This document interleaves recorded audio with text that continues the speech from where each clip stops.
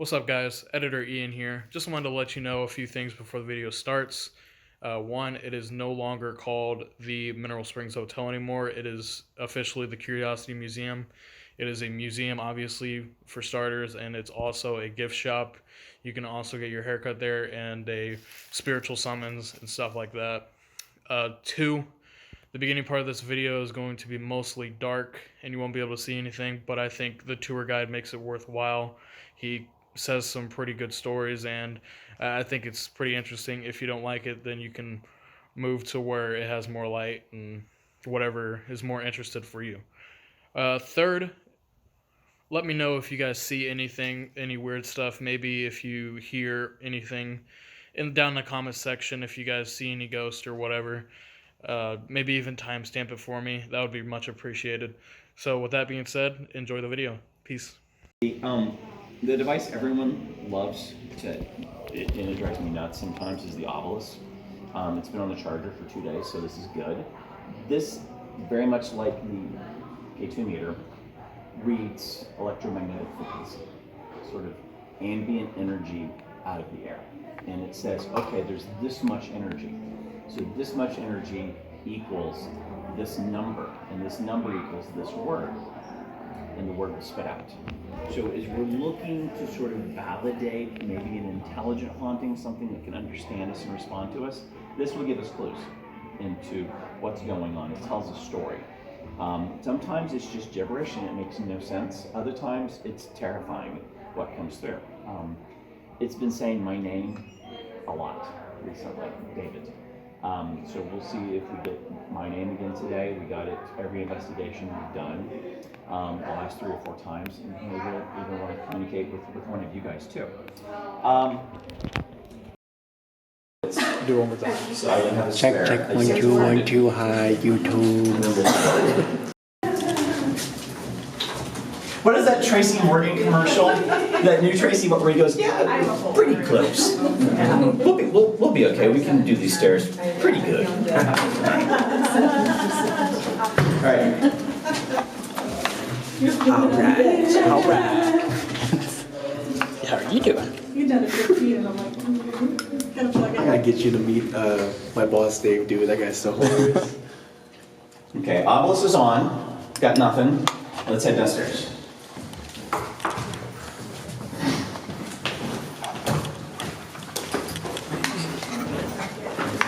Whoever the last person is, close that door behind you so we don't get visitors. Okay, we just got the word turn on the obelisk as we're turning and going up and down these stairs. That's kind of odd because I was in the middle of turning.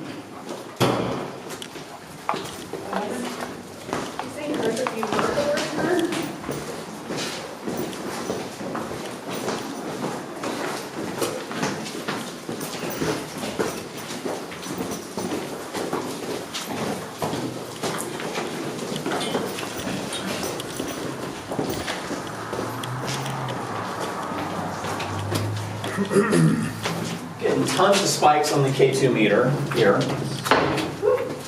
Is there anyone named Alice? We just got the name Alice on the K2 meter. Those Alice and the word tub. So we'll see what that means when we get down here.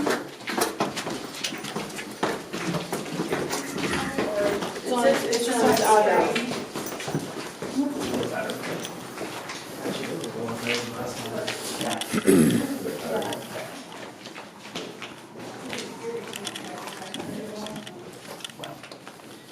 Year, wed, float, necessary.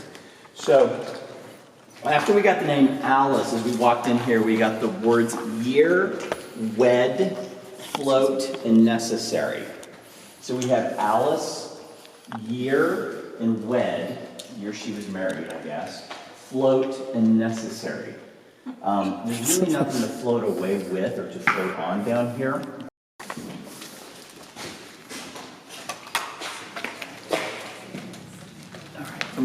Every time I do these tours, I do it a little bit differently.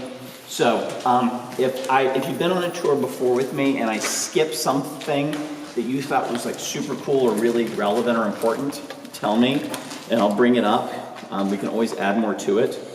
But go ahead and kill all your flashlights. And let's talk about what's going on down here other than the new piles of debris. Since you guys were here the last time, look how much further it's fallen down. Yeah, that really went down. It's real, I mean, it's collapsing quick, so it's not much longer before it falls in completely. So I'm gonna turn my flashlight off. Take a deep breath in. And just kind of tune in to the space. And I'll talk about where we are and the significance of this space to Mineral Springs and to Alton. And like I said, every time I do this tour, I do it a little bit differently. You're in the slaughterhouse. This room predates the Mineral Springs Hotel by almost 30 years. This was built in 1881. Okay, August and Herman Luhr, they were two German immigrants. They settled in St. Louis, hated living over there. They moved to Alton. The economy was better over here at that time. They built a gigantic slaughterhouse. This is the room that you are now in. It's pretty big. These boards hanging from the ceiling with there's a spider there, too cool. Conveyor belt guides. You guys aren't scared of spiders, are you? You're going to meet a bunch today. We don't have any snakes, at least that I know of. And there's another one right here that one of the paranormal groups vandalized and broke off. But these were conveyor belt guides for bottled water. Let's back up a little bit before I even get to the bottled water and talk about what happened down here when it was a slaughterhouse. They were pig farmers. They made sausage. They had a pig farm just down the road where the McDonald's stood until a few weeks ago. They would bring the pigs via rail car behind this building on the train tracks that have always been there. Since the mid-19th century, shoot the pigs in the head, bring them in here, and render them into pork. They would load them back up, the sausages that they were making, the hot dogs, whatever it was that they made, and they would take it up the river road and they would store it in the limestone caves that are just north of here. In the winter, they would cut ice out of the Mississippi River. Filthy, filthy, filthy river. Dirtier then than it is now.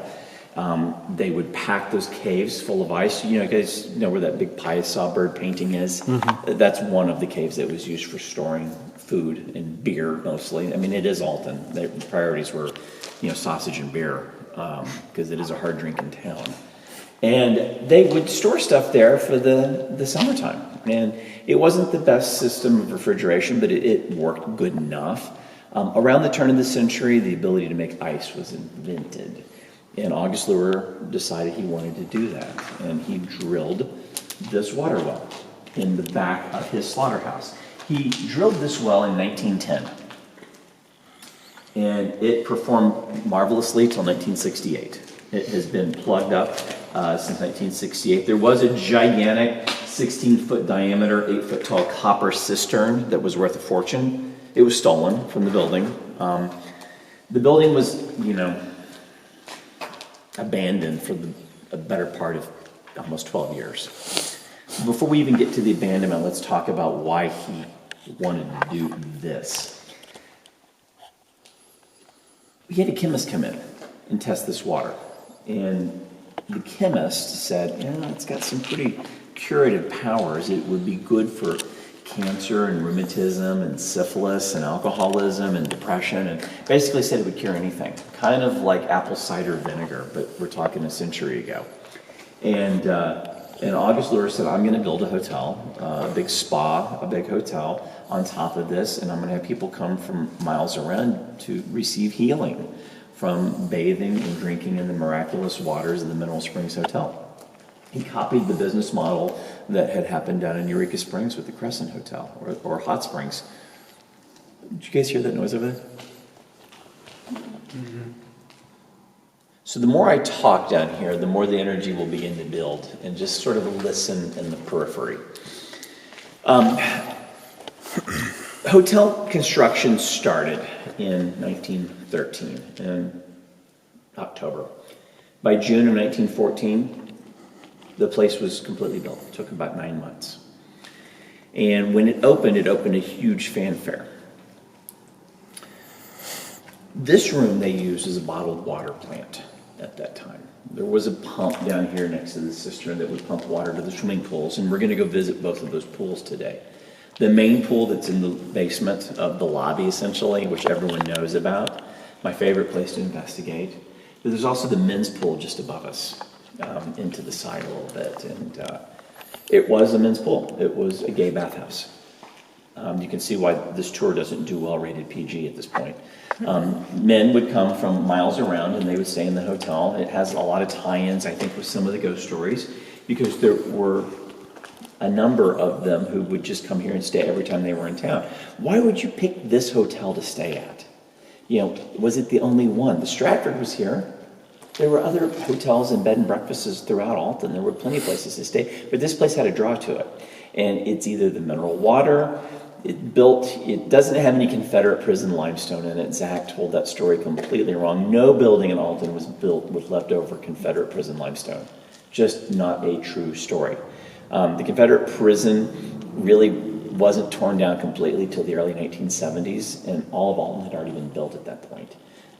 The gravel that was made from the limestone walls of the prison was used to pave roads over in St. Charles in University City, but not here. Our roads were made out of brick, and they were already paved. So there was no connection between this building. There is no connection necessarily between this building and the Confederate prison. But this place was gangbusters. It was huge. 100 rooms in this hotel. It was booked to capacity almost every night. And it was booked that way all the way through the early 1960s. Around 1962, 63 is when the hotel began to fall on harder times. It had a lot to do with a couple of different issues in this country. One is Route 66 had been pretty much destroyed by the interstate commerce system, so no one was coming through here. And the second part is the Food and Drug Administration said, you guys cannot claim that that water cures anything, because it doesn't. So stop making those cures. And as soon as that happened, the hotel began to collapse. Rooms were essentially rented by the hour at that point, or by the week. In 1968, the pools were both drained completely, and the hotel was condemned in 1970. And it sat here vacant for about 12 years. Now, there's tons of ghost stories about other buildings in town. I'll tell you guys some of those stories when we get up further into the hotel and we can look out the windows and see those places. What's important about this space and in this building is what happened here during the 1970s. That's water dripping back there. Yeah, that was a water drip. When the hotel was condemned, it closed, and squatters' rights prevailed. Alton, Mark Twain called Alton a dismal little river town. Okay, and I'm not sure Mark Twain was right. I'm not sure he was wrong. It doesn't really matter what Mark Twain thought about our town. But we have always had a challenge with sort of transience in this community. Part of it's because it's a river town. Part of it's because it's a very liberal town with a big heart, and you know, all people are welcome here. Well, in the 1970s, this part of the hotel kind of became the reception hall, is the best way to explain it, for the ne'er-do-wells. Drug dealers, drug pushers, drug addicts, hookers, johns, homeless, you name it. However you choose to describe that sort of seedy underbelly of our society, this is where they squatted. The back door was wood. It was easy to get forced open with a screwdriver, and they would come down here and camp out. And some of those people survived to this day, and stories we have heard from them are some pretty harrowing stories about things that went on down here. Even without their stories, the stories of the hauntings from prior to the hotel being built in 1913 are fascinating too. There was a guy named J.T. Drummond. J.T. owned the Drummond Tobacco Company, which manufactured Chesterfield cigarettes over in St. Louis. J.T. was a 4-time mayor of Alton in the 19th century. He was a millionaire. He was worth a fortune. He and his daughter Rachel used to hang out down here with the Lure brothers in the slaughterhouse. So we pick up on the spirit of JT. He tends to reside over in those corners, that corner over there with his daughter. We get all kinds of weirdness down here. And what I want to do is take you guys to sort of the center of the room, because I think it's sort of the epicenter. It's the most active part. And let's see what we can come up with down here. We didn't get anything else on these devices. So that's a good sign, or a bad sign, depending on your point of view. And we're just gonna go to right here, to the middle, I think.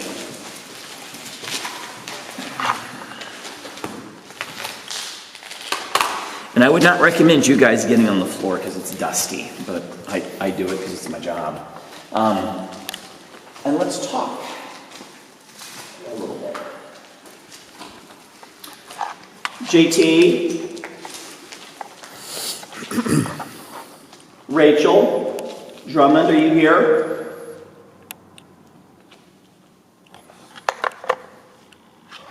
If you're here,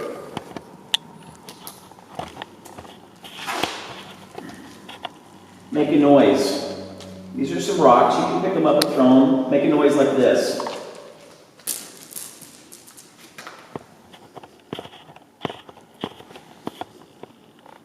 Can you whistle?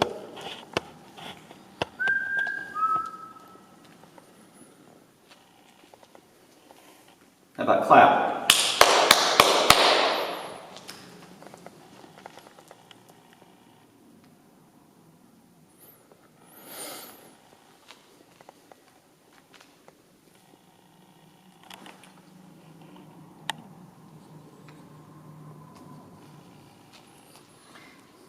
You know, I brought a bunch of friends down here today to see you. We've been trying to take care of the old building. I'm keeping my word with you that nothing will happen to your building. But I want you guys to show yourselves, please, to my friends. Make your presence known to us.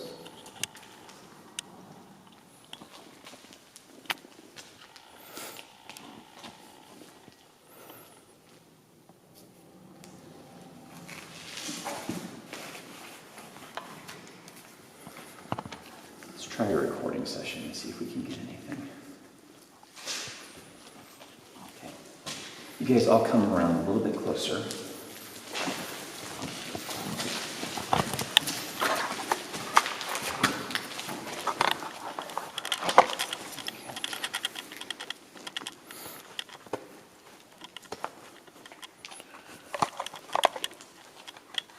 Who is here with us right now?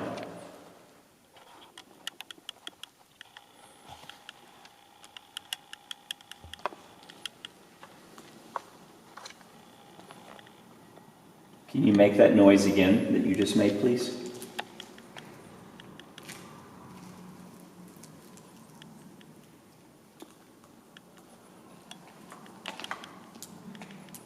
Chris says hello.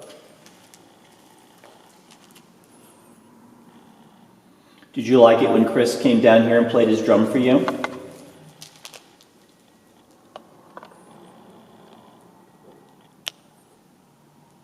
That was my stomach. What about Brad? We haven't seen Brad in a while.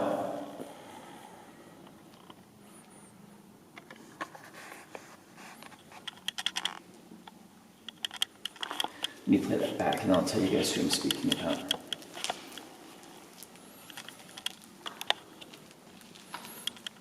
Who's here with us right now?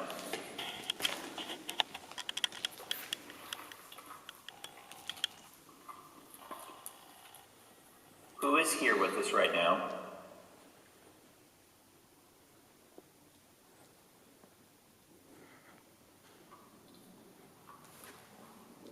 Were any of you guys walking around? No one was walking, right? That noise again. Listen.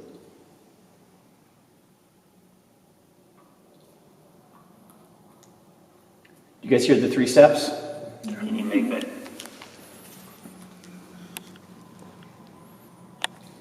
Listen.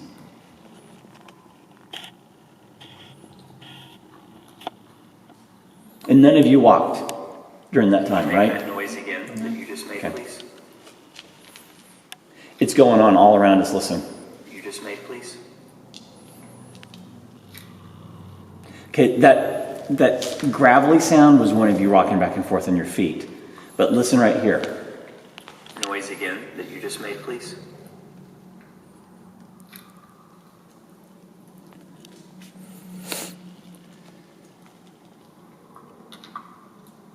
There it is again. Chris.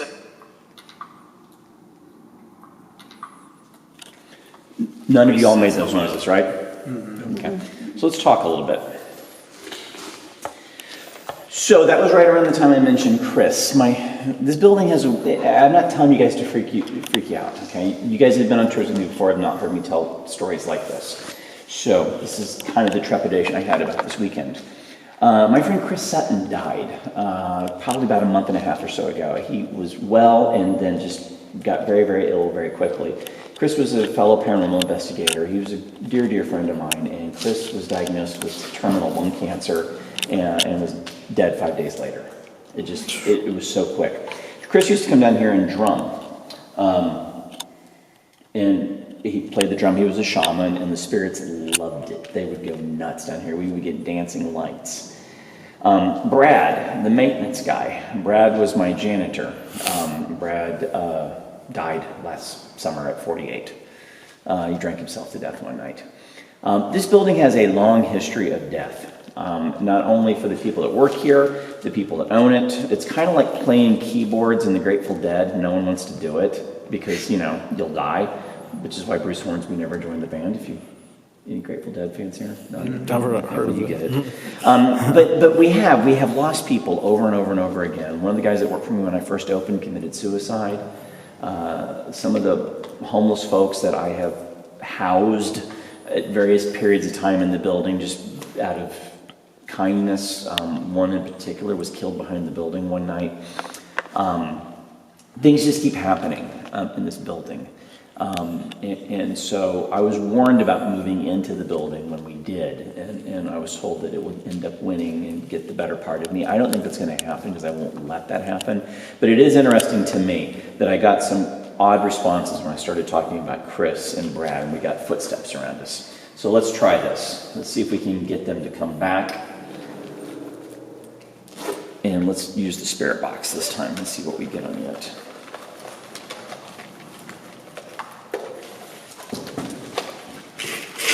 So I'm going to flip it on. We're going to go sweep rate of about 200, which doesn't mean anything to you guys, but it's 200 milliseconds. And let's just go reverse.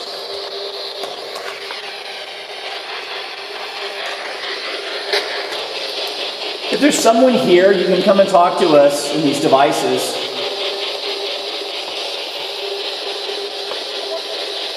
What is your name?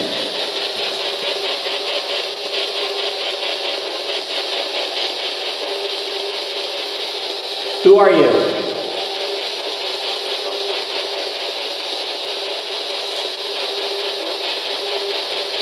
Who is walking around?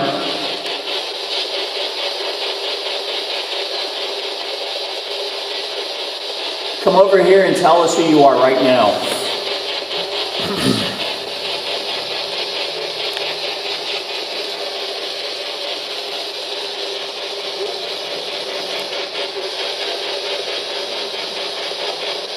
Say that again.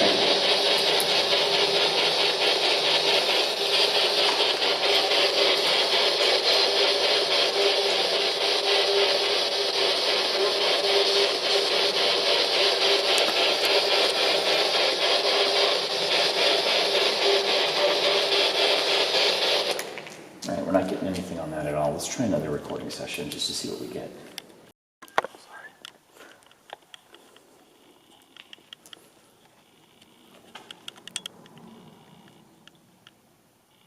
Walk up to us right now. Touch me. Use my energy.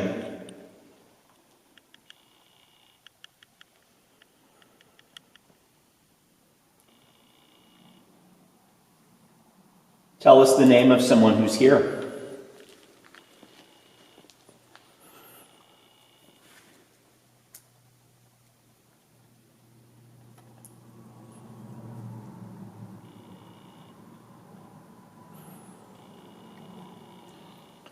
Okay, let's play that back. You said sorry right when we started, so we're going to hear that, but it wasn't Who's a ghost. walking around down here?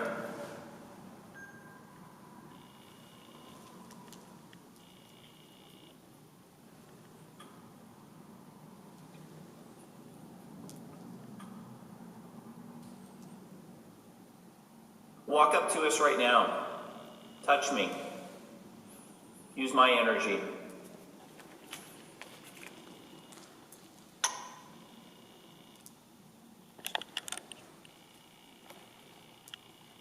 Tell us the name of someone who's here.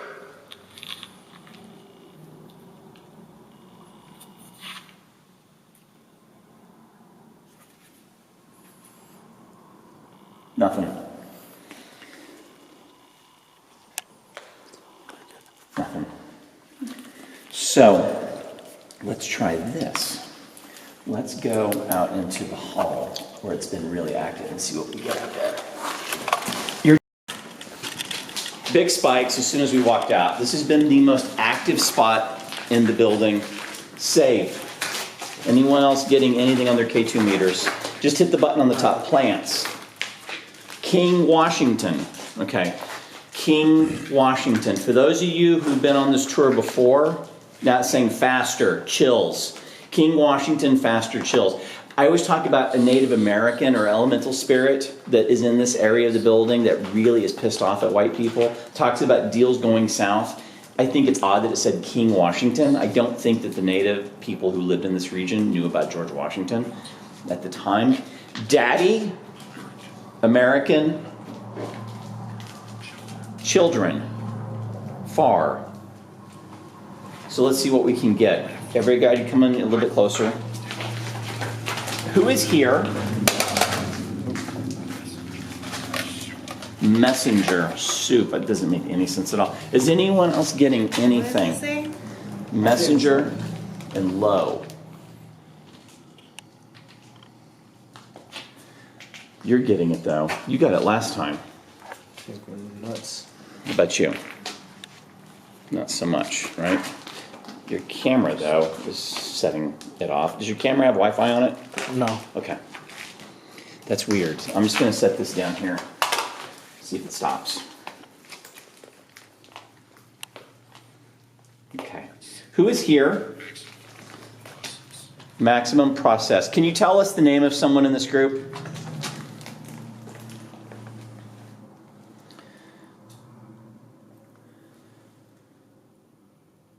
So we're getting, there's no power down here. This doesn't make a whole lot of sense, right? In this area, it's from you all the way over to you.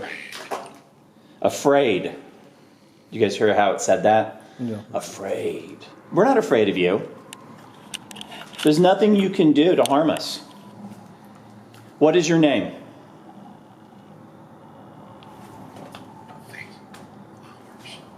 Fate and flowers.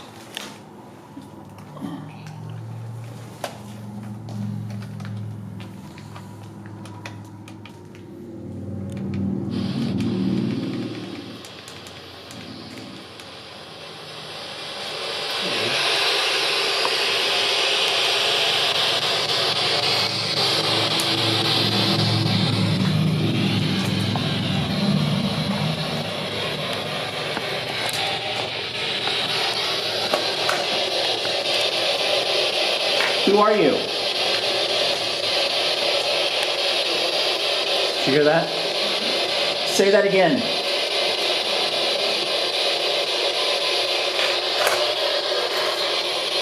You can use this device. It's blinking lights. Looks like Christmas lights. Tell us your name again.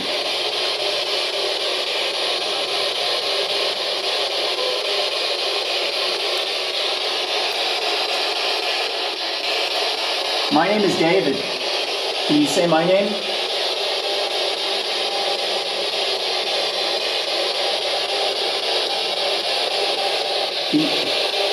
Can you tell me Donna's name?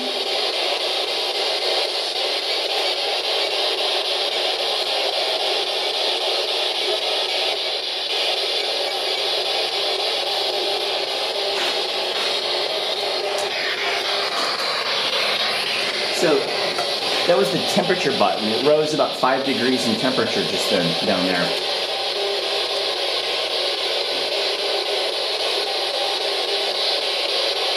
Can you tell us anyone's name in this group?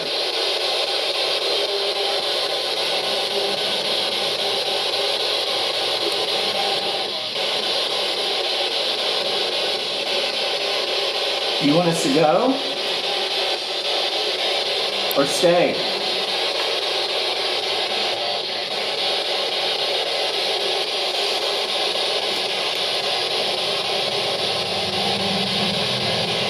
What happens here?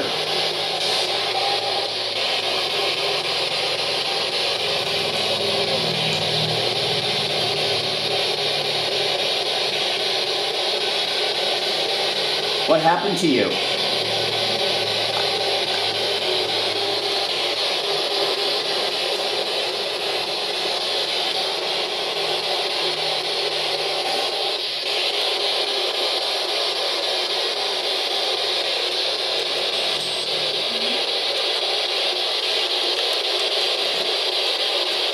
Hello? Is yours going off? I got up to the oranges. Yeah.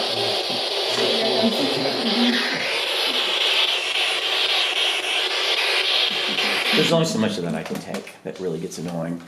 Yours is going nuts. My name is actually Donna. I don't know if you were talking about your wife or me. Yeah, I was talking about Donna, but the obelisk doesn't say the name Donna. It will say Rhonda if it wants to get our attention. That's the only name we've been able to associate with it. So, we're getting some energy up here. Let's try something. Let's spread out a little bit, kind of in a line, if we can. Just have to look at the floor. It shouldn't be too bad. Add Daniel come clean it up. Come on out here, honey. Perfect. You guys stand over here. That way you're not in the water. Perfect. All right. So, let's try this and see if we get anything down here. Can you come down here? Can you come down on this end? Come on. What's your name? Jeff. Come see my friend Jeff. Please. You said the word deal on the obelisk just now. I'll make a deal with you. If you come and see Jeff and light his meter up right now, we will leave you alone. Can you do that? We're going to leave if you'll come down here and light these up.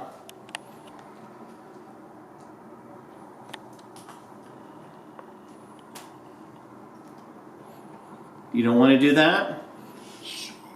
Soon. And look at it, it did it. It said crops and soon. As soon as it said soon, it lit both of these up. Okay, if you want us to go, come down to this other end. Turn hers on. Thank you. Can you turn hers? Ledge.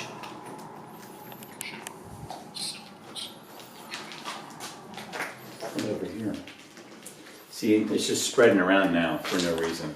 Now, what is causing energy down there to spike, and then here, and then it jumps over to here, and it's gone. Completely gone now. From my end, but you guys still have it. Column. So, let's go in and check out the columns that are inside here and see if we can figure it out. It just said the word column, so let's see if it shows up. Oops.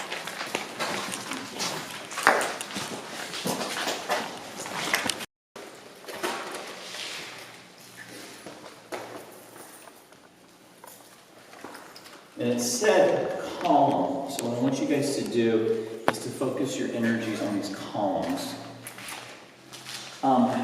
That one in particular, the one in the back, these two right here are also pretty active. And I'm just going to sit right here in front of you. I want you guys to pick a spot on the wall. Now that light that's coming through that floor right there, that's a hole. That's not a ghost. That's just a hole in the wall, a hole in the ceiling. And just pick a spot down there and look. And just stare. Watch the sides of the columns. Since we were told the word column, let's see if that was an intent to get us in here and look at them.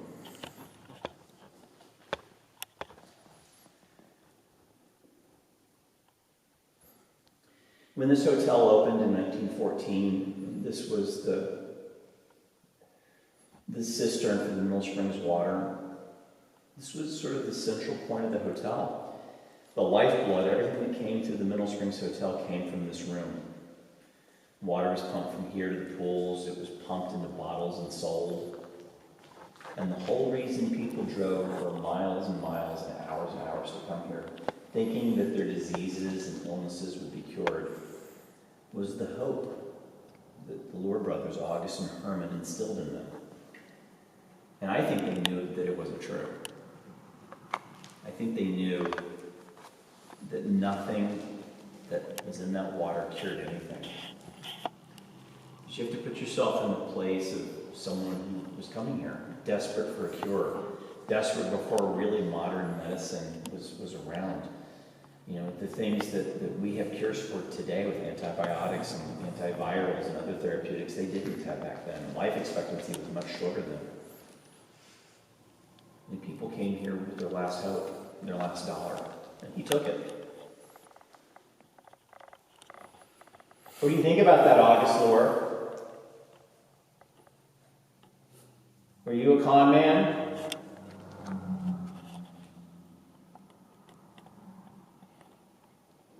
Why would you trick people?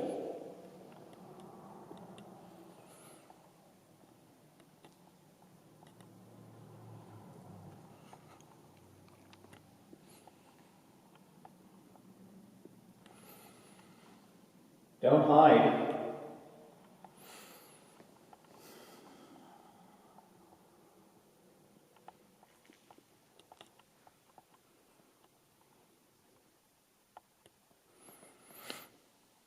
There are some people in the lobby from your bank.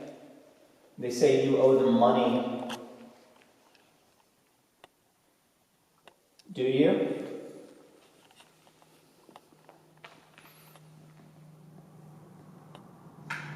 I hear there's a plot to kidnap you too. Is that true?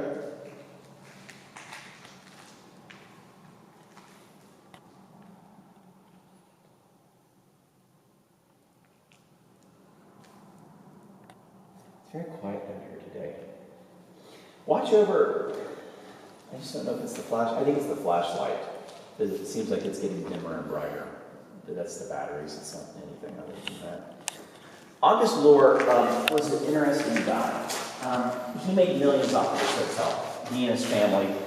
He sold the hotel in 1928, the year before the Depression hit. He made a ton of money off of this place. Now, one of the interesting things about August and Herman Lohr is the guy that they hired to build the place. His name was also August Ratz, R-A-T-Z. August Ratz was a Frenchman. And August Ratz oversaw every aspect of the construction of the Mineral Springs Hotel. From the selection of the china that was used in the dining room, to the plaster work that was done, the cornices and the fittings, to you name it, he was involved with it. August left the hotel in 1928 when the Lohr brothers sold it. They gave him a pretty nice pension, and he just sort of faded away until he passed here in Alton about 20 years later. August and Herman moved on to other things. Herman really never did anything else worth a damn in his life. August Lohr ended up owning the First National Bank of Alton, which never defaulted during the Depression on any of its depositors. It was kind of a pride point for August Lohr that he honored all of that. He was kidnapped in 1933 and held for 4 days on $100,000 ransom. He talked him down to $10,000, which his family did pay, and they released him. He summarily had everyone that was involved in the kidnapping rounded up and tried. They tried them later that year in September, and short of the jury being unwilling to sentence a woman to the gas chamber here in Illinois, every one of them got life prison sentences for kidnapping the guy for less than 96 hours. And they did try to give the two people, the husband and wife that were behind the kidnapping plot, they did try to give them the death penalty, but they decided at the end not to do it because they didn't think the jury could send someone to the gas chamber over a kidnapping. Let's do this. Let's move up towards the men's pool. And I want to talk to you guys up there a little bit about some of Alton's haunted history and about some of the reasons why people would come to this. The pool doesn't look like this. There we go. I had to get the obelisk back on it. Flipped off. So we got the name Roger earlier. Let's talk about the pool, the men's pool. Mist. I don't see any mists in here right now. I have seen mist in here before, but there's not a mist here right now, so I don't really think that makes sense. People would come to the hotel from miles and miles around to stay here. It was a luxury hotel. It also happened to host a Turkish bath for men only. There's no other way to put it. This was a sausage party down here. To get to the men's pool, you had to go down the fire escape, knock however the knock was, who knows what it was. There was an attendant that is about where y'all are standing that would open the door. They would go into this room here, change clothes, and down into the pool they went, buck naked. Now, that does not mean that people were down here like slithering around all over each other, that it was some Roman orgy. It doesn't. Did those kinds of activities occur here? They did. We know that they did. And we suspect that is the reason why some people came and stayed at this hotel. It was because it was one of the only places they could be their authentic selves, in the world. They were accepted for who they were. Now, what we get down here are a lot of interesting responses. We got the name Roger earlier. We usually get Douglas and Derek that make the presence known. But it takes a little bit of, and you guys that have been with me before know it takes a little bit of time, a little bit of sort of canoodling, cavorting to get them to come up here. So let's see if we can make that happen. Hey guys, it's Dave. I'm not going to get down in the pool with you today. I don't want to climb down there. Can you come see me? Come on up here. You can turn this red. Come on and do it.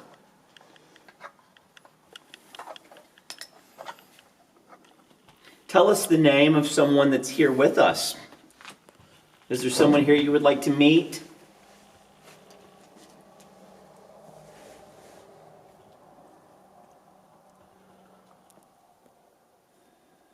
I know you're trying. Try a little bit harder.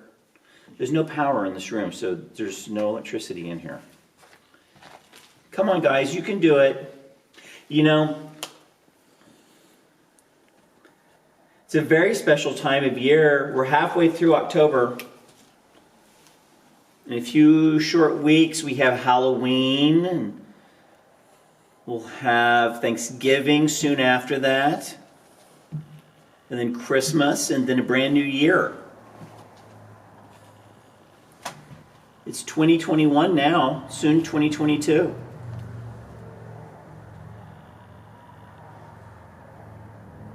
What year is it where you are?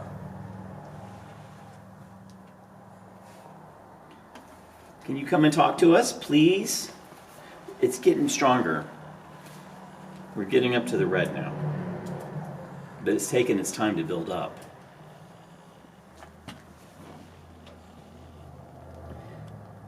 I can record your voices on this device that I have in my hands. Would you come and talk to me?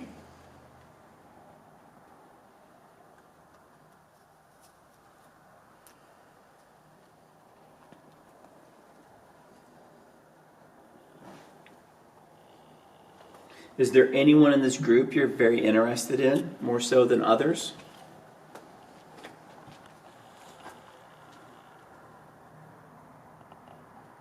My friend Jeff is here. He's a fit-looking fella. He was downstairs with me.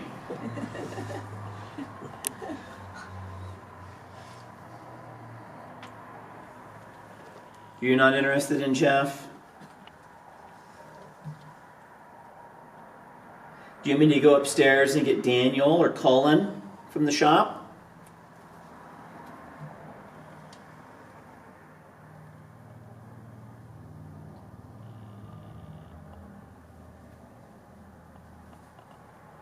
Let's see what we got.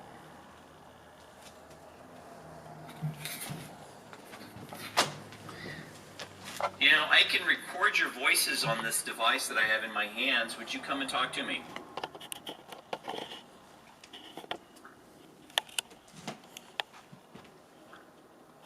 You guys hear that? Mm-hmm. What is that?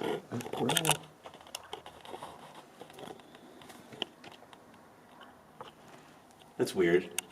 Don't know what it is. You can see it on here.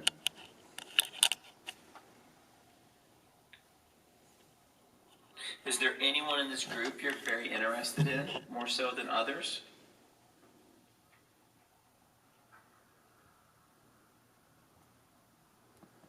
You know, my friend Jeff is here. He's a fit-looking fella. He was downstairs with me.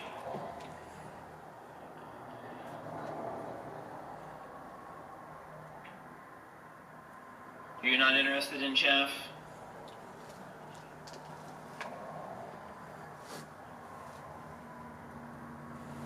You're not interested in Jeff?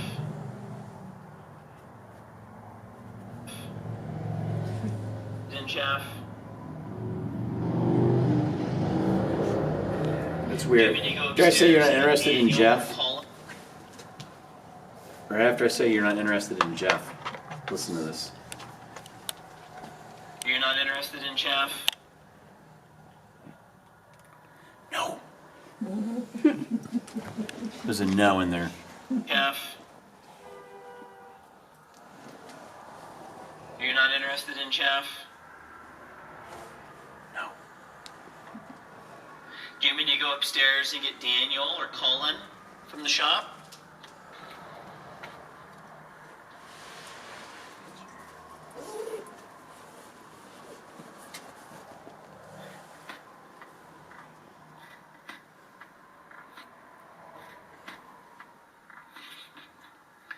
I don't know what that was. Well, we got a no when it came to Jeff. Then we got something. Sorry, Jeff. Yeah, so you're safe, Jeff. You're number 11 for a Karen. And Okay. I'm lighting up. Yeah, well, it is lighting up. It's interested in you, and it said Karen. So, is it her? Those cars are so annoying. I wish anything I could close that road off. I'm a nice girl. I'm not a Karen. What's her real name? Can you tell us? Give us some name other than Karen. That's not a nice name anymore.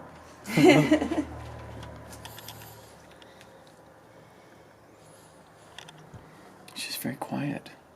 Do you know my name? Can you tell us her name?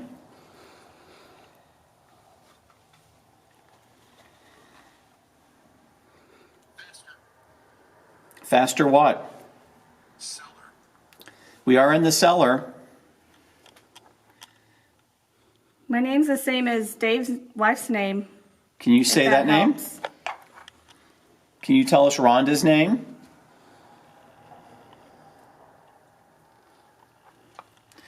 All right, if you don't want to do it. You can do it. In the words of Matthew McConaughey, it'd be a lot cooler if you did. It'd be a lot cooler if you did say Donna's name. Come Just on. gave you a hint. I know. As soon as we start walking, it'll spit something out. It never fails. So let's, that yeah, floor's kind of soft right there. So let's walk this way. I'm gonna take you guys up too. Oh, gave up on me. I'm gonna take you guys upstairs, and I'm gonna tell you some stories and some history of the building. You get it now. You've driven down this road 1,000 times, and you're like, "What is that building?" And that's the Mineral Springs Hotel. That door was wood until about 3 years ago. And we could not figure out how the hell people were getting in the building because we were dumbasses. And I was like, wait a second. And I found the door open one day, and there's another one that's back in here. So I have got this sort of labyrinth all padlocked off and bolted in with 2x4s and 2x10s. So we kind of stopped the problem. But it really sucks. A couple of times a day I have to come back here and check that door and make sure it's still closed. People come in the building and they can walk down the fire escape just like we did, crack this door, sneak out, and then come back in later at night to sleep or investigate or do whatever they want to do. People do break in here to investigate. We got nothing after Karen, Faster, and Cellar, so let's go upstairs and see what we get. Come down there. Yeah.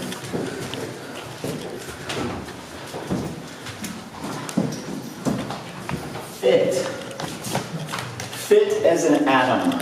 ATOM. I don't know what that means, but if that's a compliment, I'll take it.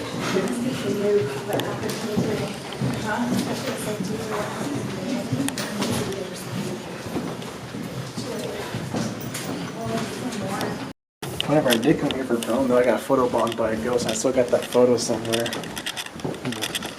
Come on down, everybody.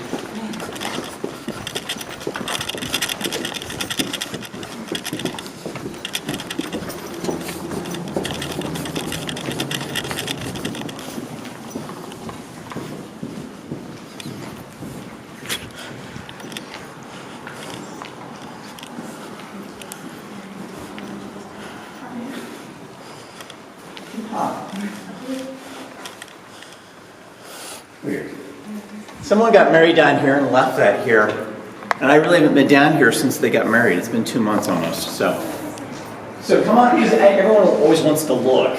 So we may as well get this part out of our system now. So where you guys are is the grand ballroom. There are 2 ballrooms in the building. And so what I like to do is talk about what happened in the ballrooms. The main ballroom is upstairs where the Curiosity Museum is today. That is a formal dining room and the main ballroom. So that is where all of the big formal events would occur. This part of the building wasn't used as much because it was kind of hard to get to. There are a couple of bathrooms down there which are very, very haunted. I'm going to take you guys in there and talk to you about vortexes and how to feel a vortex, to see when you feel one, how you can experience it. Because there's one really, really strong one. But what I want to really focus on is the history of where we are right now. When Alton was established in 1819, it was a river crossing, and that's all it was. And right down there where the marina is, where the Alton Marina is, that was the crossing coming over from St. Louis. And this guy named Rufus Easton, Colonel Rufus Easton, is the one that built this. So he came over here to Alton, river landing, he established that, and then he began to mark off the land here. He began to sort of quad it out and sell off the acreages. And he named, the town Alton after his kid. Albee Street's one of his kids. Henry Street, that's one of his kids. The whole town's named after his family. The problem is that he didn't own any of the land. None of it. He just took it. And so when the first bank crash occurred, and we've had multiple depressions in this country. The first one happened in the early 19th century when the banks came looking for their money and they had to sort out the deeds and the titles and all that stuff. Like, you guys pay for title insurance now when you buy a house. Well, it was not that much different back then. They found out the guy was full of shit. He didn't own any of this. And they ran him out of town. He ended up settling in Missouri, where he served in the state legislature in Missouri. He was the postmaster general from Missouri. His daughter formed Lindenwood University, Mary, started Lindenwood. So the city really started like right down there. And when the Lord brothers built the slaughterhouse, which is underneath us right now, none of this was here, just this one building. So a little bit later, you'll see Nathaniel Hansen's mansion. I'll point it out when you go upstairs. It's literally about 200 yards that way. And it's that house with that big round cupola up on the roof. Everyone sees it when they drive down. They're like, why is there like a lighthouse up on top of that house? Because Hansen was an abolitionist, and he used to light that up for slaves who were escaping from Missouri, which is right there, to come over here to the free state of Illinois and board what was then called the Underground Railroad, Harriet Tubman's Underground Railroad. It didn't start in Alton, but the first station in Illinois is literally across the street from us. It's still there. You can go into it if you want. It's about 40 feet long.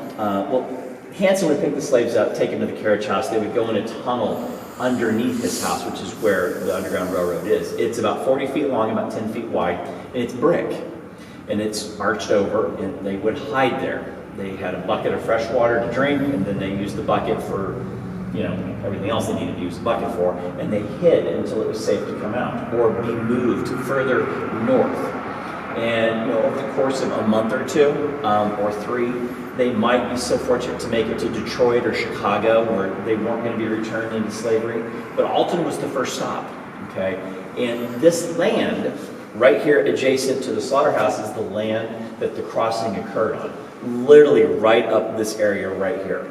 So we get a lot of hauntings that we don't really associate with the hotel. I told you the Hansen story because this is important. Residual hauntings, things that happen the same time, same place every day, we don't know what causes them. We just know at 9:30 at night, it sounds like somebody drops a box of dishes in the lobby. Around the swimming pool at nighttime, you hear 3 or 4 footsteps, and then they stop. And then a few minutes later, you'll hear, what the hell is that? Well, same thing here. If you go back with me to this back room back here, the energy is really, really intense back there. We don't know what causes it. but it's like a vortex that goes all the way down to the ground. And it is strong. Come back here with me. You guys can experience it. Vortex. She hangs out upstairs.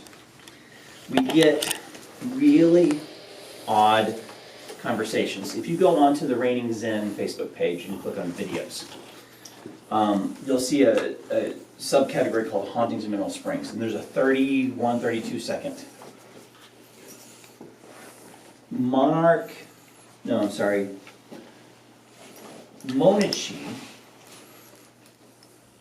which is Italian for monkey, by the way. Don't ask me how I know that, but I know.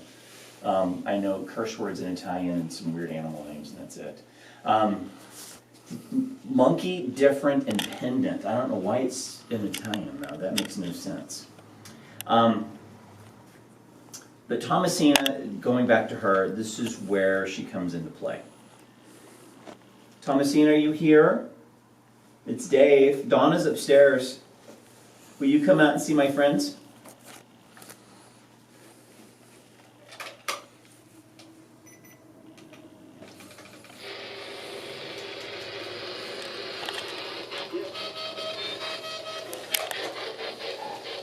Thomasina?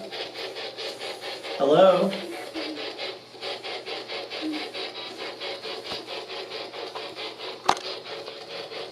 Who? Who are you?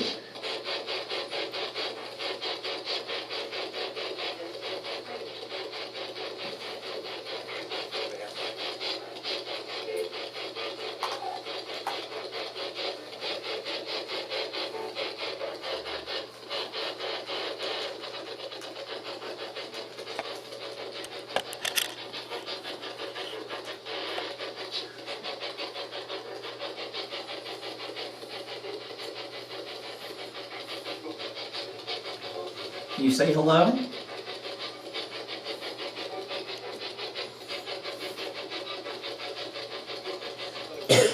We're getting radio interference on that right now, which is, now it's going.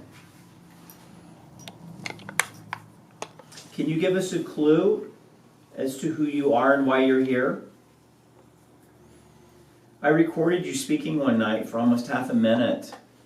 Mama, I want to go. We can't leave, but I want to go home, but we can't go home yet.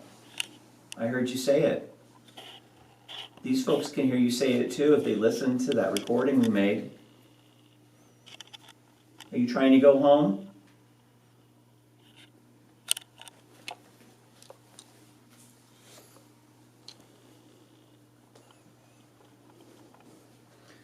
If you're trying to go home, come tell us.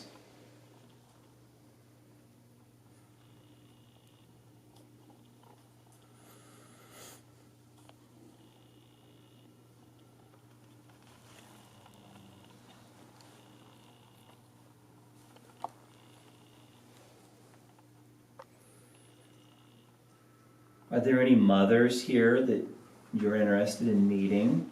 Are you looking for your mom still? I bet one lady here is, at least one of these ladies is a mother. They could help you. Would you like that? Any of you guys moms? Mm-hmm. You are? Mm-hmm. Okay. What's your name? Faith. What a beautiful name she has. It's Faith. And she's a mom. Would you like Miss Faith to come see you and sit down here with you? Do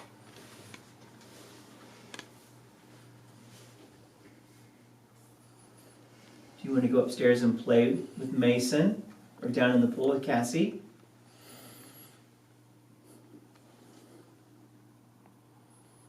Are those kids? Yeah, they're all kids that allegedly haunt the building.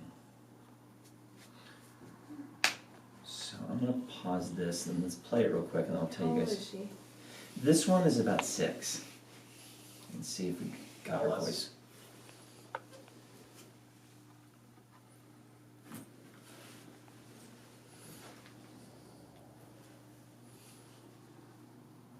long period of silence for sure. I know that for a fact. Nothing bounced.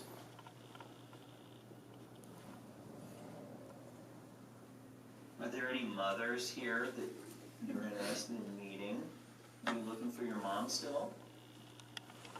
I got one lady here, at least one of these ladies is a mother. They can help you. Would you like that? Are you guys moms? You are? Okay. What's your name? What a beautiful name she has. It's Faith. And she's a mom. Would you like Miss Faith to come see you and sit down here with you? Down here with you? All right, you guys, there's another EVP right there. That one's really clear. Okay. You'll have to get really close. Okay. So, right here, this is all me talking.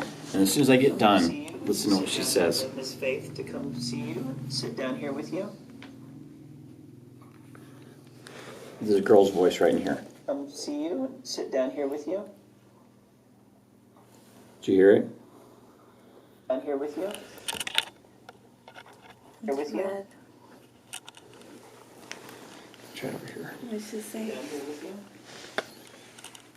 She says, see you, sit down here with you? I think she says can't. Down here with you? Down here with you? It's really faint, it's right there. Can't.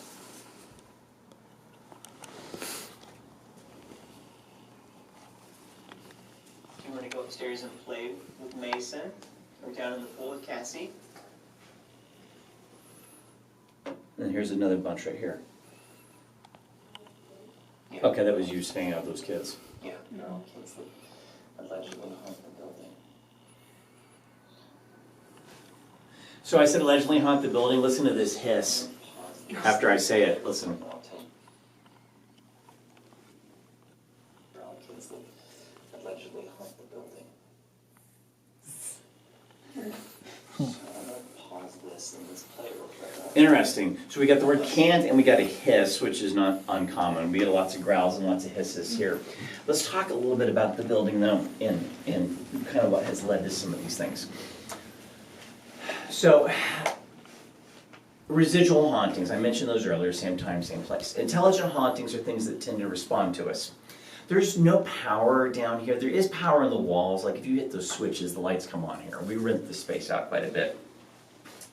So we need to debunk any kind of activity we get. I'm going to take you guys in here and let you sort of feel what a vortex feels like. It's always active, so I'm hoping it's very active today and you can feel it. But intelligent hauntings are drawn to things like that. They can use the energy to communicate, and they do. They will say things like names, they will complete sentences, they will answer questions. Intelligent hauntings are kind of the way to go because they give us validation that what we're experiencing is something that we can at least process because we've got data points behind it. And that's what all these devices do. They just validate what we're already feeling anyways. You know, if you ever walk into like a dark cellar and you walk through a spider web, you know, and you're like, get off of me. That's how it kind of feels when a ghost or a spirit sort of moves through you. It feels like you're walking through a spider web. Your intuition in your gut is way more sensitive than any of these devices could ever hope to be. So trust your gut. We talked residuals, we've talked intelligent. Poltergeist activities, kind of the third level of haunting. You know, and they've got a bad rap. People think poltergeist, you know, are going to destroy your home. That's not true. They can move physical objects. They can manipulate the physical world. It takes a tremendous amount of energy to do this. But it happens. You can ask the employees in my store. They've seen books and boxes fly off the shelf for no reason. And I don't mean just tumble. I mean fly across the room. And there's no explanation for it. We've caught it on the security cameras at nighttime. One of the paintings that rests on the ledge up above the cash register, it didn't tumble to the ground. It levitated and went out and went straight down. And it stuck the landing on the ground. So when we came in the next morning, we saw the painting sticking straight. I mean, literally it was balanced on the frame. So we went and looked at the cameras and sure enough, there it was. It didn't tumble, it did that. Same thing with damp red. This is the classic one. We have boxes of damp red or little, tubs of damp red. I had them back in the warehouse, and I was back there with Sammy a few weeks ago, and this jar of damp red that was mostly water went flying off of the shelf about 20 feet across the room and spilled everywhere. And that was all stuff that was merchandise, and it ruined a bunch of incense. I mean, that sucked because I lost like 30, 40 bucks worth of stuff that day, but it happened. Whatever it was pissed and did not want us in there. So poltergeist activity manipulates physical objects. The next level would be sort of malevolent or demonic haunting, and we don't really get those here. William is the closest thing to a demonic, malevolent haunting we have, and he's down in the pool, and you'll become acquainted with him in about an hour or so when we get down that way. There's a million places to go before then. So those are the 4 kinds of hauntings. Now, we talked a little bit about Hanson's Mansion and Underground Railroad. We've talked about Rufus Easton's River Landing, which is how this town kind of got its start. Alton has this really weird history. About every 20 to 30 years, something really tragic happens here. And just as the town is beginning to get on its feet and stand up, something bad happens again. We've had a couple of those bad things in the last few years. We've had a couple of 1,000-year floods in the last 5 or 6 years. So hopefully, knock on wood, we're through all the the negative stuff for the next 30 or 40 years, and the town can slowly start to rebuild.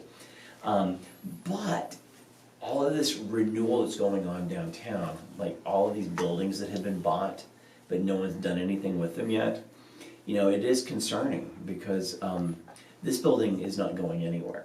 The cost to renovate it is almost the same as it would be to raise it to the ground. It's about $3 million because we have so much asbestos and lead paint to mitigate against.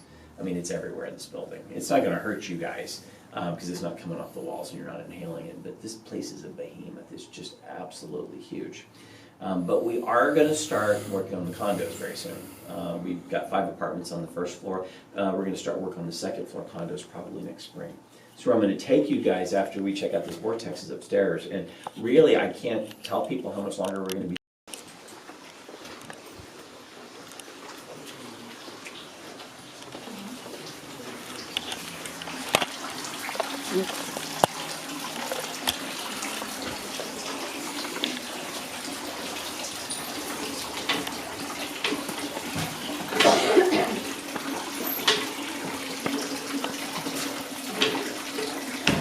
It's not going to shut off. Well, we can talk about it at least. So in the hotel, there were 3 fountains. And I never brought you guys back there at all to see this, I don't think. There were 3 fountains. We've got 2 of them remaining. There's one in the lobby when you first come in. It's still there. And the mineral water that was harvested from the basement was pumped to these fountains. Now this is just tap water from the city. But we do get some interesting things back here. Let's see if anything happens today. Reluctant to set too much stuff up here because I'll drop in the water if I'm not careful. Sure.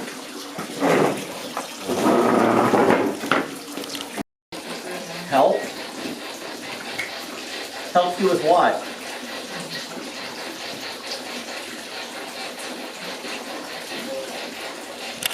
Do you like the fountain? Yes. What do you like about the fountain? I thought it said pretty, but I'm not sure. Can you tell us that again?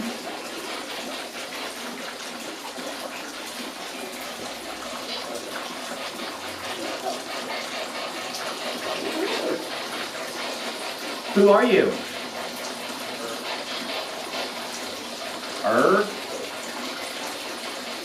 Do you have a name?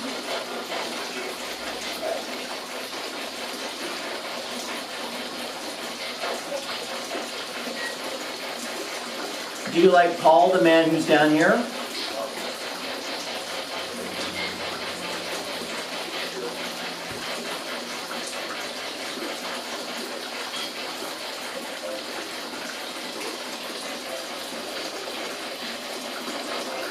Is Paul nice to you?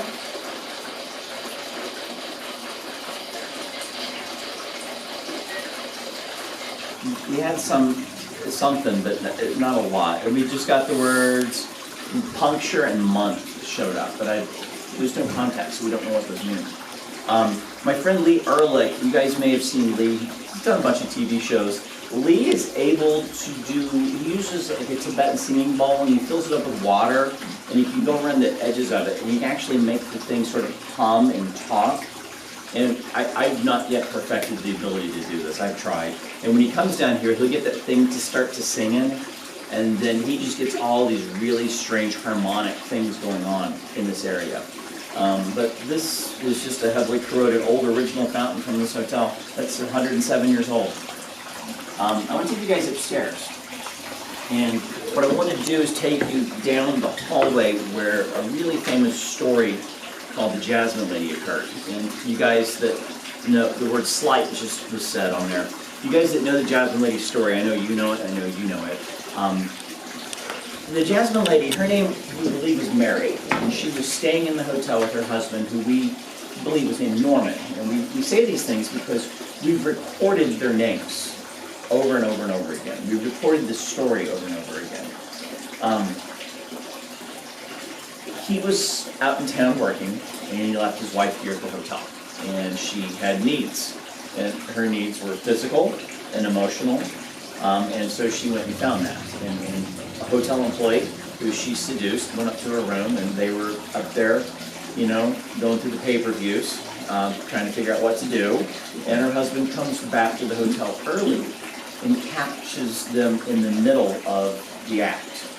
And there is tremendous violence, and there's a fight in the room, and it spills out into the hallway, and Mary and Norman make it to the end of the hallway to the top of the stairs, and that is where she was either pushed or she fell down the stairs and died. And I'll take you to the staircase where it happened. We're actually going to go retrace the steps. Let's send you guys on upstairs.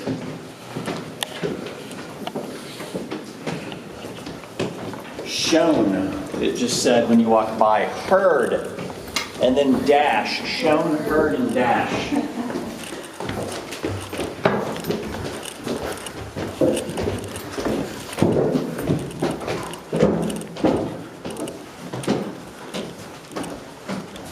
No shit, it just said stairs, river, and wings. Wings? Noise. Stairs, river, wings, noise.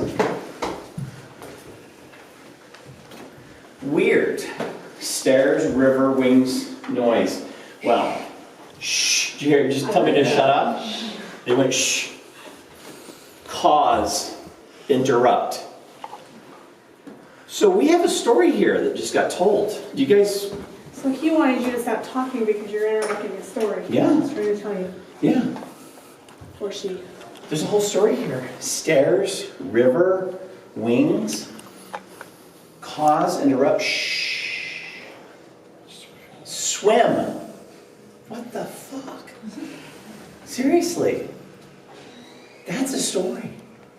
Whether we like it or not, those words all fit together in a way that replicates what we think happened to her camera release. It fits together in a way that tells her story. We were talking about, she tumbled down the stairs, there was a fight. Ida, the name Ida. Never heard of that one before, that's a brand new one. So let's trace the path that they took, because I think we're going to want to explore this with Mary quite a bit today. This is interesting.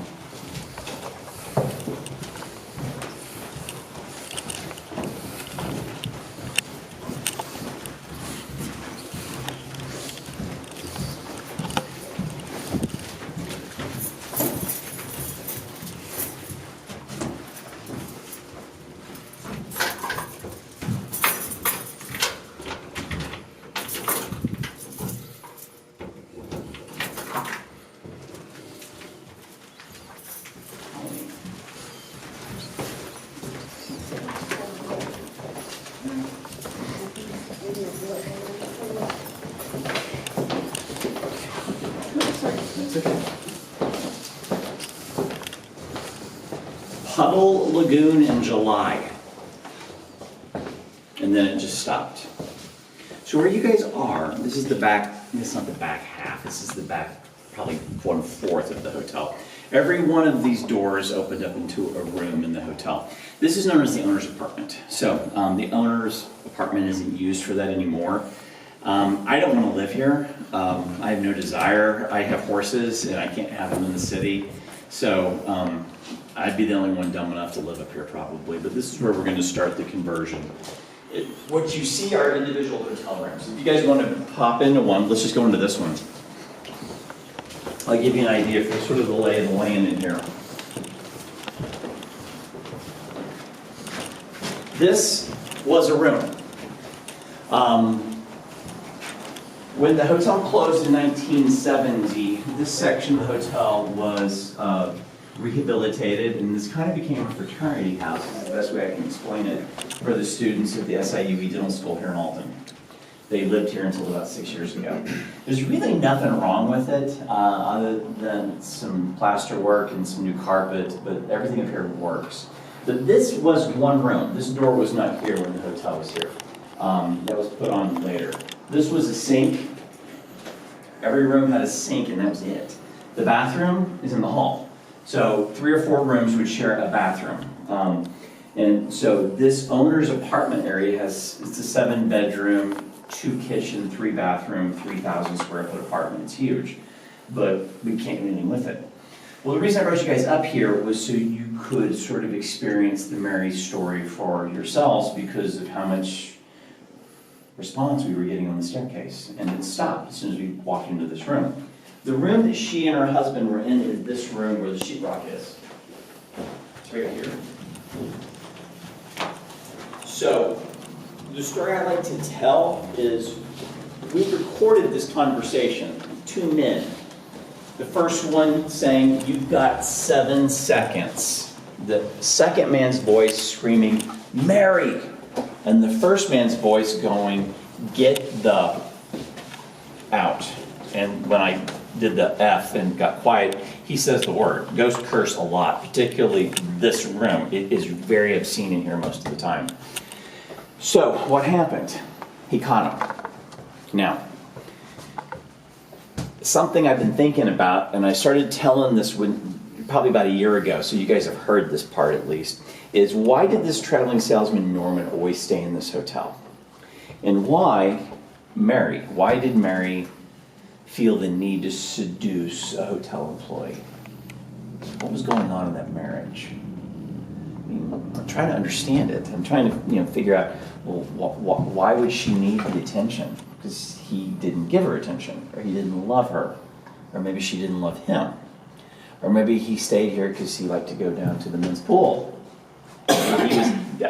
Seriously, I'm just saying, maybe Norman was gay, and 1920, whatever it was, Mary knew it, he knew it, but they had to get married because that's the way things were. My sister married a gay guy because his father wouldn't leave his multi-million-dollar inheritance to him unless he was married. So my sister married this dude, and they had a contract. They just did it for the money. As soon as the dad died and got the inheritance, they split up. She took her fair share for services rendered, and on she went. I'm not going to judge her for it. I wouldn't have done it, but what the hell, So people do things like that. So was he gay? Was she? Well, this guy was like the drag queen of Dallas too, by the way. I mean, everyone in town knew who he was, except his dad, who was an idiot. But think T. Boone Pickens kind of money, because that's what I'm talking about. So, out of this room, this violence erupts, and so they spill out the door, and they're going down this way. And I'm just going to take, whoever's in the front here with me, it's you and me, and I'm Mary, and you're Norman, and you're calling me all kinds of words, and I'm calling you all kinds of words, and, at least I can keep it in my pants. Well, no, you can't. The word slave just came through. I, slave, and catch. You can't. You always go downstairs to that goddamn men's pool. I know what you're doing down there. So it's going, and it's getting louder, and follow me, and it's getting louder, and they're hating on each other. Every single one of these doors is getting thrown open because people are like, what the hell is going on? Remember, he came home early. It's not like 3 in the morning. This happened in the afternoon. People are in their rooms. They're hearing this. It's about maybe the same time as it is right now. We don't know. But all of these doors get opened, and everyone's like, what the hell is going on? They get up to this end.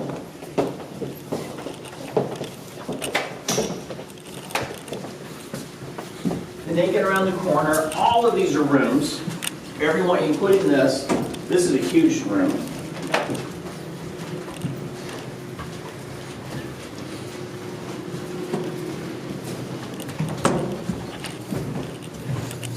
She's tucking, her negligee that she's wearing, it's green. It's like a green house coat.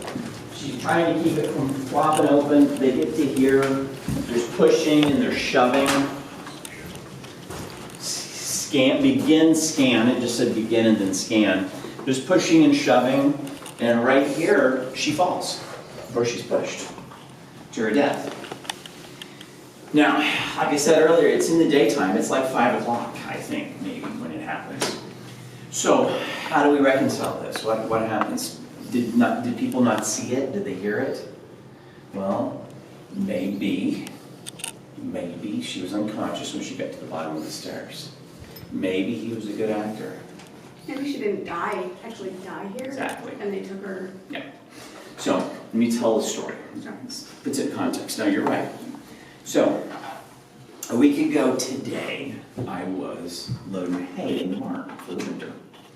So I got done loading about 160 bales of hay, and I was taking the hay trailer back over to park it behind Buddy's barn. Hay trailer is built on mobile home frame. This thing is solid steel. Heavy, heavy, heavy. And I'm turning into the driveway to park the hay trailer. And a car pressed over the top of the hill. Didn't even slow down and T-boned the hay trailer. So hard that it ripped it off the back of my truck, bounced it up in the air, and spun it around. And we found the floorboards of the hay trailer like 150 feet out in the hayfield. I mean, it was bad. The kid was driving a 2002 Pontiac Grand Prix. It hit steel beams. He was going about 90 when he did it. And there was nothing left of his car. It was gone. He should have been killed. There is no reason why what was left of this little car that he was in, he could have survived. The son of a bitch opened the door and climbed out of the car. And I'm thinking, thank God I didn't kill somebody, because I think I would have gotten blamed for this even though he was way speeding. The highway patrol shows up. They look at how far the car is from the accident. And they're like, holy cow, the kid was moving. And I said, look how much that's bent. And he goes, you didn't feel the thing? I said, no, it bounced off my truck. I said, I think he was going at least 80. He goes, he was going probably closer to 100. So the kid got the ticket. Well, the whole time the kid's walking around in shock. Okay, and here comes the Mary story. Kid's in shock, begging me not to call the cops. Please don't call the police, please don't call the police. Well, I have to. The trailer's ruined. I mean, someone's going to pay for it. Well, I don't have insurance.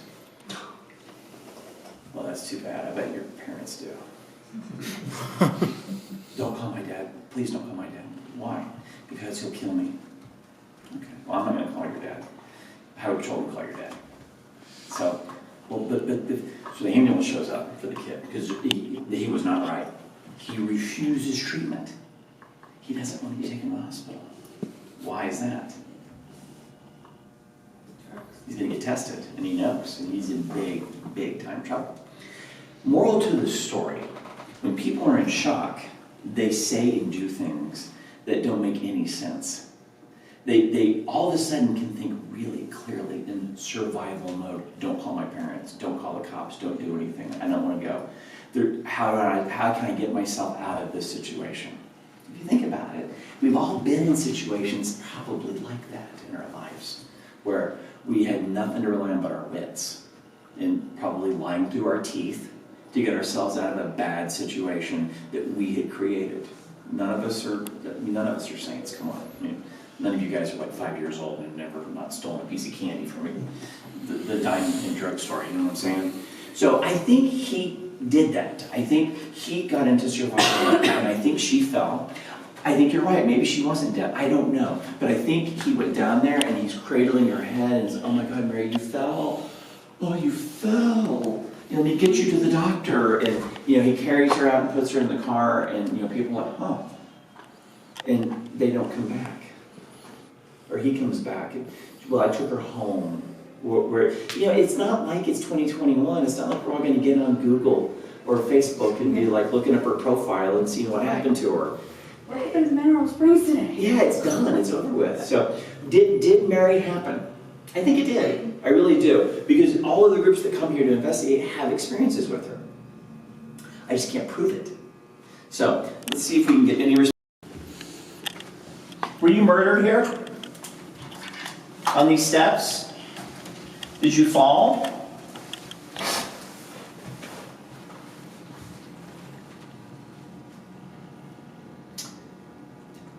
Did he love you?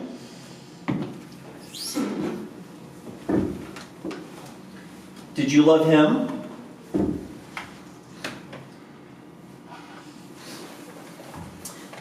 My friend Faith is here. I'm going to put these right by her. Can you talk to Faith at least? She's a nice lady. She kind of gets it. There's something under the stair.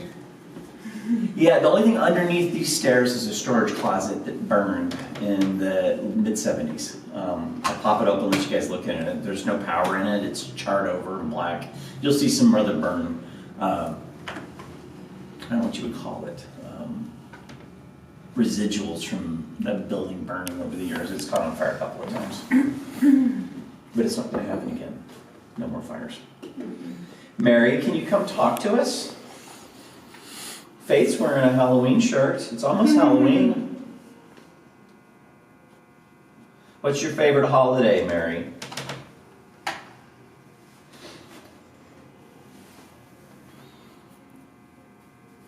Do you have children?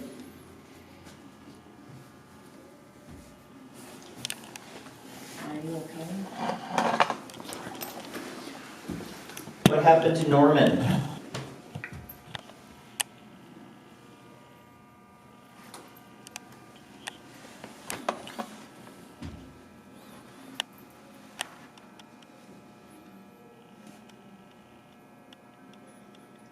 You're very quiet today, Mary. All those words you shared on the staircase down at the bottom, you have nothing to add to it? Did you die here, Mary?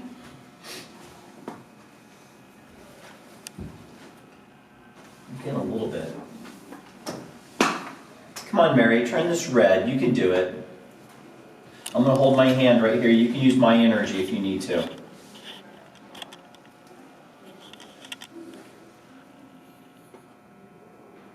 Did Norman kill you here? Did you fall?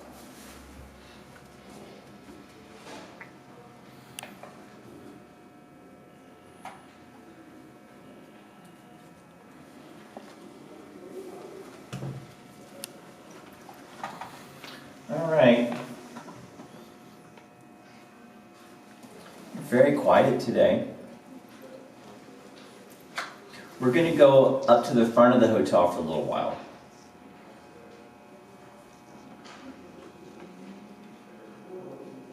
All right, you going to follow us? Okay, let's go up to the front. Let's go to a room that we don't normally go through. Than we normally do. Follow me. We're going to go to some other rooms that we don't normally go to.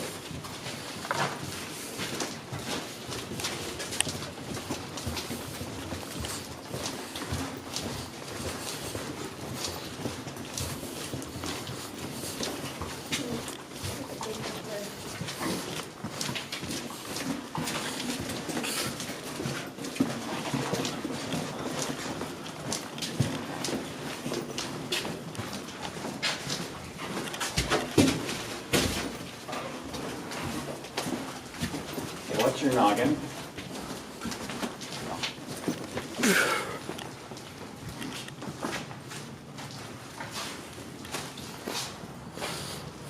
It's got water and roof debris in it. Yeah, I didn't feel like water at Yeah, first. there's water in there. When I talked to you guys about the building being condemned, this is why. because the roof leaks like a sieve up here. This is some of my finest redneck engineering of tarps and buckets that sluices the water, and it actually works perfectly. What I brought you guys up here, though, is be very, very careful if you walk around. Kind of steer close to me, because where the floor is compromised, you'll fall into the torture museum down below. Where I want to bring you guys is right over here, though. It is not a space that we typically investigate, but it will help elaborate on some things. You want some dead bird bones? My God, there's a ton of them up here. When I was talking earlier about Nathaniel Hansen's mansion, it's that building right there. That's the house. Right there. The one with the little round turret up on the top. It's also, not only is it Nathaniel Hansen's mansion, he built it in 1859. He lived in that house and used it as his primary residence until the 1890s. In 1911, this quack doctor named Dr. Enos, he treated tuberculosis, bought that building and converted it into a tuberculosis sanitarium. It was opened as a sanitarium from 1911 until 1917. Into the space, so she meets us in the lobby later. Oh, that was really cool. You took us back where all the tarps are. Because I would be in a lot of trouble. I'm scared of her. As any husband is.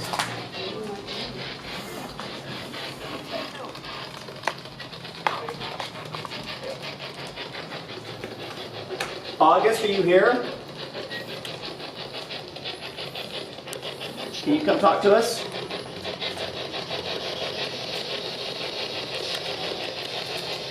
How about Lou Harwood? Lou?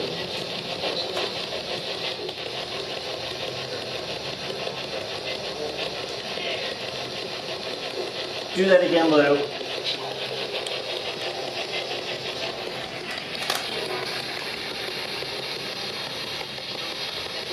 Where are you?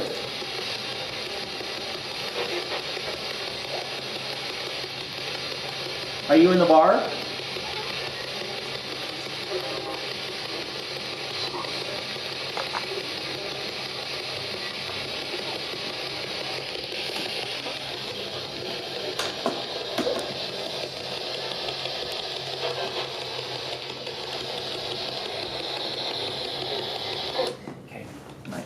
There. Let's try. It sounded almost like I heard it. I'm here. Yeah, I thought I heard stuff, but sometimes that's me wanting to hear stuff, you know? Yeah. I mean, well, then I didn't know if it was the FM stations again. Yeah, I'm getting some radio interference up here, but I busted the antenna off of this thing for a reason.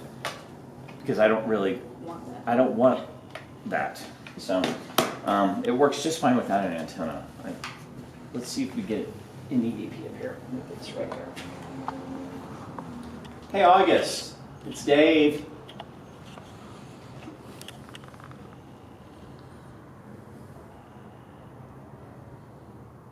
God, I hope they can hear the bass in that car. That is super cool.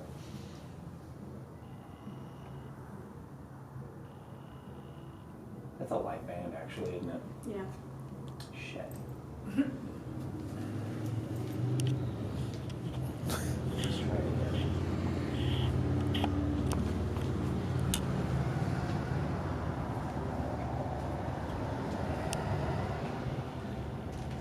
August, are you here?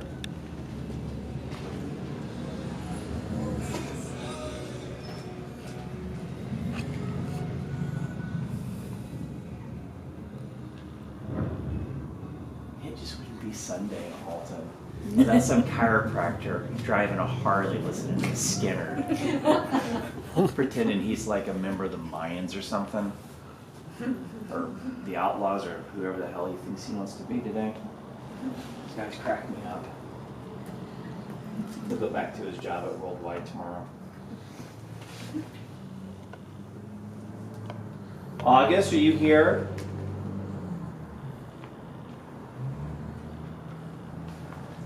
We're not going to get, there's just too much noise from outside. We're not going to get it tonight, or today. Let me save it, I'll listen to it tonight. If I find something on that recording, I'll post it on the Facebook page. So the K2 meter has been pretty quiet. The obelisk happened in here. energies that are associated with this room, with this hotel, are not good. This room in particular. I brought up 9 people today. These are my friends. You can't touch them or harm them in any way, but you can make yourself known to them. Please do that. Can you make a noise?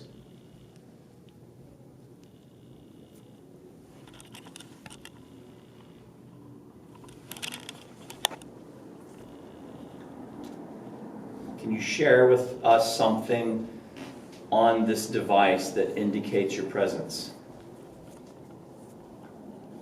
What happened in this room? Allegedly. I learned from, I'm getting some really strong spikes. I learned from one of the instigators of this. And this is a hashtag #MeToo moment, just I'm gonna warn you ahead of time. I do not condone, you guys kind of figured out my politics by the flags that are flying in front of the store. I'm kind of, you know, I'm maybe retired military, but I'm kind of a bleeding heart. I got it. And I don't put up with people who, I have 3 short fuses: harm a woman, harm an animal, harm a child. And I lose my shit. I can't take that. And I know that's kind of old and southern. Women can take care of themselves, animals and children can't. I got that. But I don't much take a liking to people who harm women. And this guy I know, who I used to call my friend, he's not my friend at all anymore, shared with me the story of what they used to do in this room. He was in a coven of witches, which is a very common thing around here. You know, it's not like American Horror Story rekindled this. We've always had a really disproportionate population of neo-pagans and Wiccans in this region of southern Illinois. And they used to perform the rituals in this hotel room, this room in particular. And the rituals involve non-consensual acts between non-consenting adults.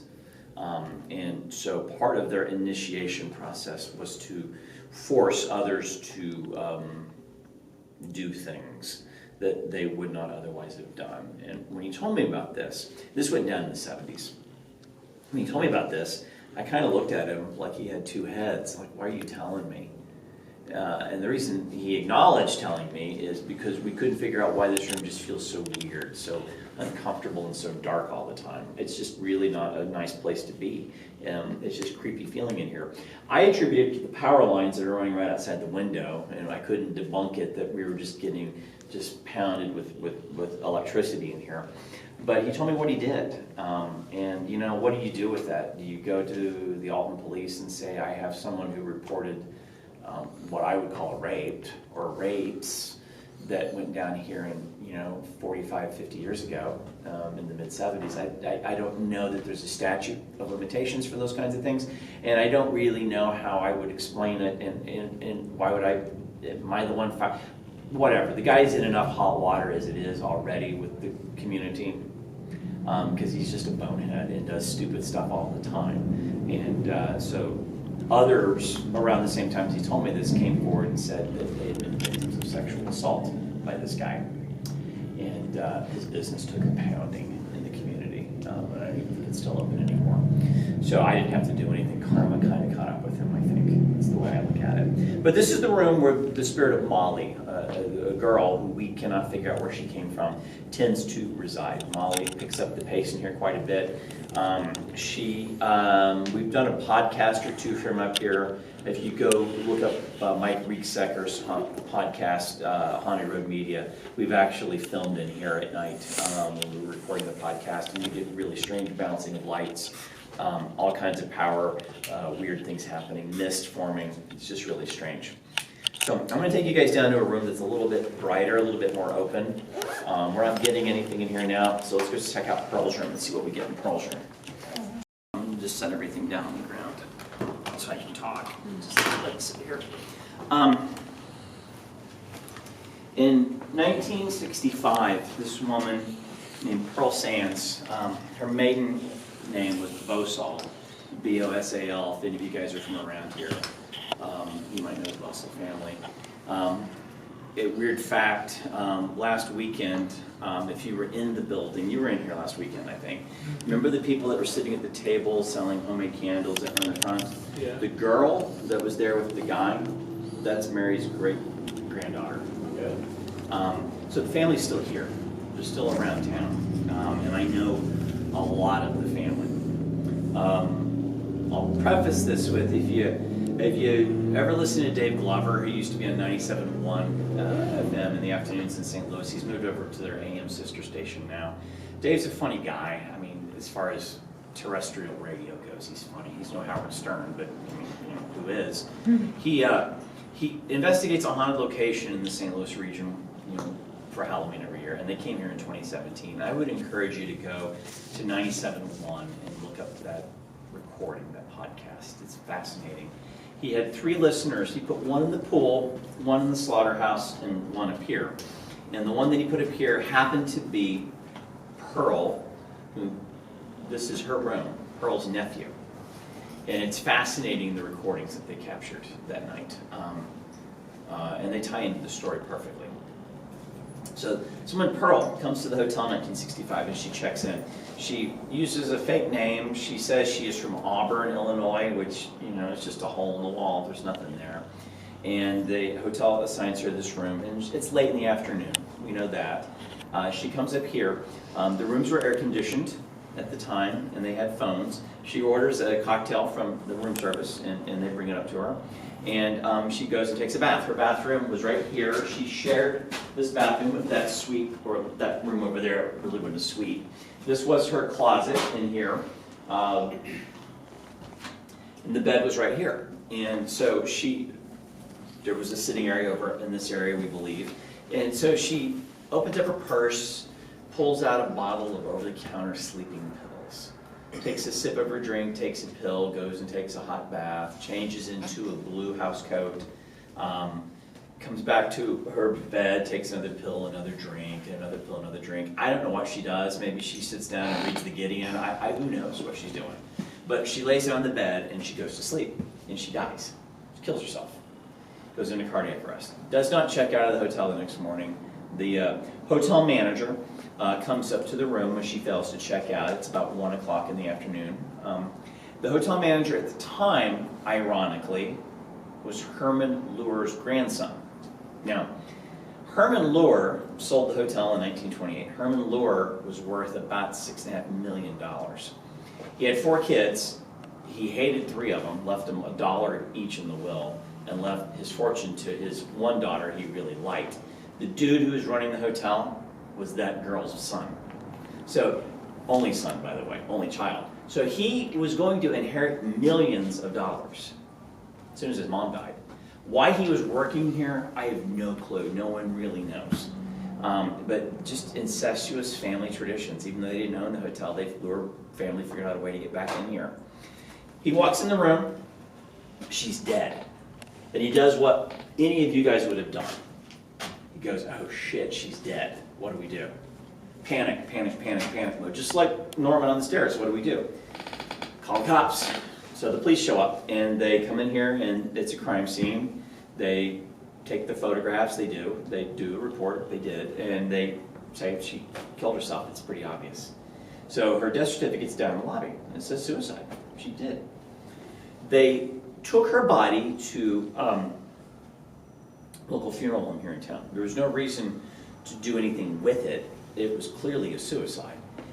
And false name, they didn't know who she was. She had no ID with her. So they're playing this waiting game for someone to come and claim her. Now, funeral homes are a business. You don't invest money in something that you don't know whether you're going to get it back. So what do you think the funeral home did to preserve her? Not a lot. Not a lot. So the swelling kind of kicks in. She was up here all night for 12 or 13 hours, 14, 15, 16, 18 hours, who knows, before they even found her. So she was already sort of rigor mortis and bloated.